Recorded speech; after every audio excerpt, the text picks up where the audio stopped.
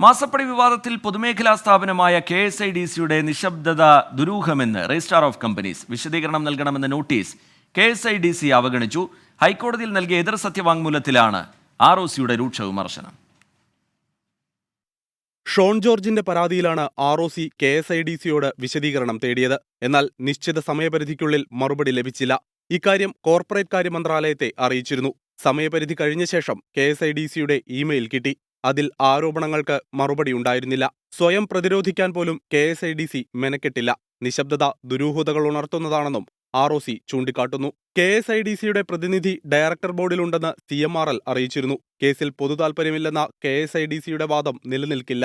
CMRL കമ്പനിയിലെ രണ്ടാമത്തെ share ഹോൾഡറാണ് KSIDC. പൊതുമേഖലാ സ്ഥാപനമായതുകൊണ്ട് തന്നെ പൊതുതാൽപര്യമുണ്ട്. ഇക്കാര്യം പരാതിക്കാരനായ ഷോൺ ജോർജ് വ്യക്തമാക്കിയിട്ടുണ്ടെന്നും ROC സത്യവാങ്മൂലത്തിൽ പറയുന്നു. 24 കൊച്ചി.